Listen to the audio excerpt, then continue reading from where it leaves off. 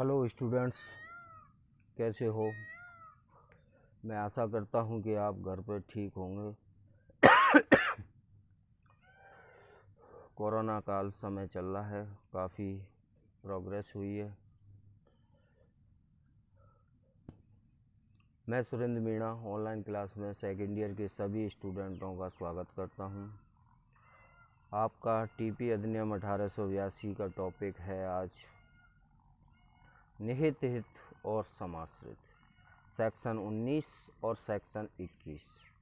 निहित हित और समाश्रित हित ये क्या है।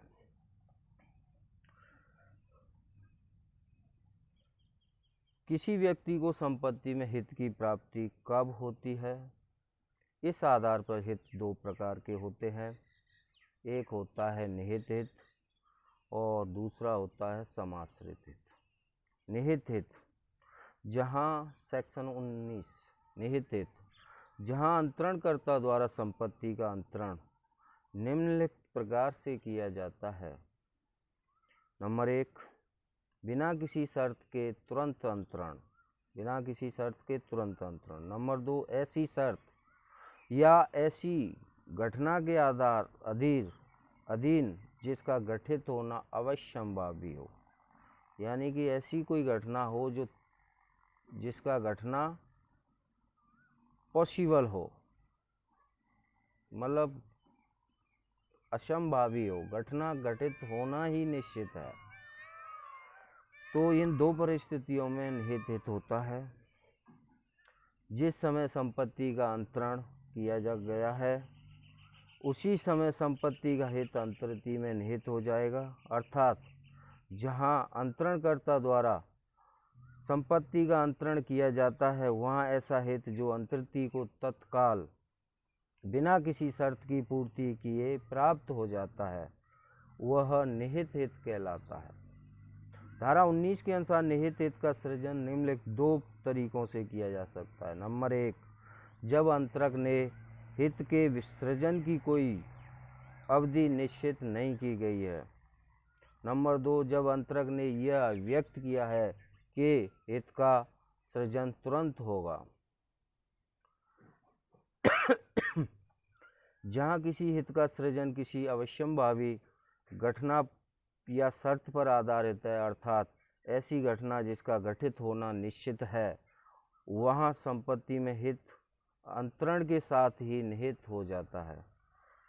नोट करने वाली बात यह है कि इस प्रकार यह कहा जा सकता है कि निहित हित अंतरिति को संपत्ति का अन्यन स्वामी बना देता है, उस संपत्ति वापस जाने का नियम लागू नहीं होता। अर्थात यदि अंतरिति में संपत्ति का हित निहित हो गया है तो ऐसी दशा में संपत्ति वापस अंतरक के पास नहीं जाएगी। अंतरिति के पक्ष में संपत्ति का हित दो प्रकार से निहित हो सकता है। दो प्रकार से निहित हो सकता है। नंबर 1, संपत्ति का कब्जे सहित हित का निहित होना, संपत्ति का कब्जा सहित हित का निहित होना। नंबर 2, संपत्ति का कब्जे के बिना हित का निहित होना। नोट करने वाली बात यह है कि धारा 20 का नियम एक उपधारणा का नियम है। धारा 20 के अनुसार जहां अजात व्यक्ति को संपत्ति का अंतरण किया जाता है वहां अजात व्यक्ति के जन्म लेते ही संपत्ति का हित उसमें निहित हो जाता है, भले ही अजात व्यक्ति को संपत्ति का कब्जा बाद में मिले। अतः अंतरिति में कब्जे के बिना भी संपत्ति का हित निहित हो सकता है। तो ये आपका निहित हित हो गया।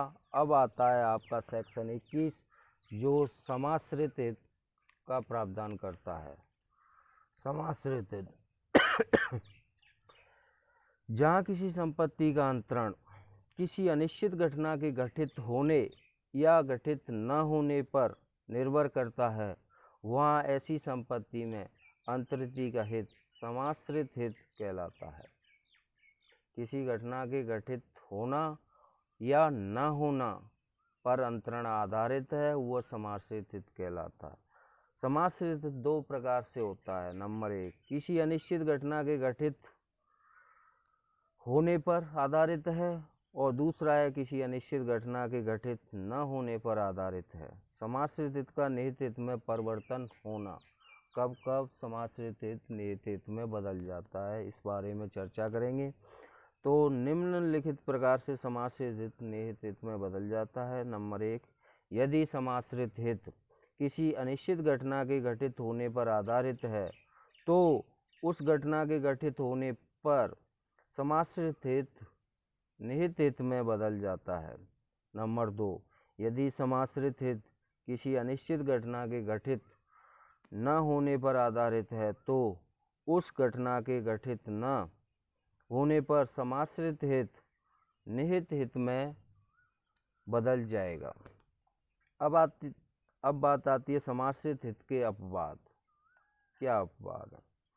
जहाँ किसी संपत्ति का अंतरण अंतर्ति द्वारा कोई निश्चित उम्र प्राप्त करने की शर्त के साथ किया जाता है, वहाँ ऐसा हित समाश्रित हित कहलाता है। परंतु धारा 21 में इस नियम का एक अपवाद है, जिसके अनुसार जहाँ किसी संपत्ति का अंतरण अंतर्ति द्वारा निश्चित उम्र प्राप्त करने की शर्त के साथ किया जाता है तथा इसके साथ ही यदि अंतरक द्वारा अंतर्ति को निश्चित उम्र प्राप्त करने तक संपत्ति की आय पूर्णतः या भागतः दे दी जाती है, तो वहाँ ऐसा हित समाश्रित हित न होकर निहित हित माना जाएगा।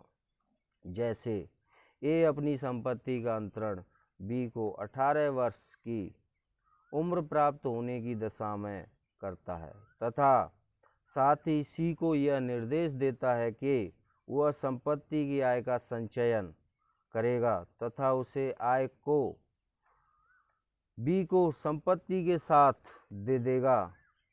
यहाँ ऐसी दशा में संपत्ति में बी का हित निहित हित माना जाएगा। ठीक है, अब आता है निहित हित और समाश्रित हित में अंतर। तो 2-3 अंतर हैं जिनको आप समझ लीजिए। नंबर 1, निहित हित में अंतर्ति संपत्ति का तुरंत स्वामी बन जाता है। समाश्रित हित इसमें अंतर्ति संपत्ति का तुरंत स्वामी नहीं बनता, बल्कि किसी अनिश्चित घटना के घटित होने या न होने पर स्वामी बनता है। नंबर 2, निहित हित दाय योग्य होता है, इसका ट्रांसफर किया जाता है, दाय योग्य होता है। यह दाय योग्य नहीं होता, यानी कि समाश्रित हित दाय योग्य नहीं होता। नंबर 3, निहित हित अवश्यंभावी घटना के घटित होने पर आधारित है। अवश्यंभावी जिसका घटना घटित होना तय है, और समाश्रित हित अनिश्चित घटना के घटित होने या न होने पर निर्भर करता है। धन्यवाद, आज के लिए इतना ही।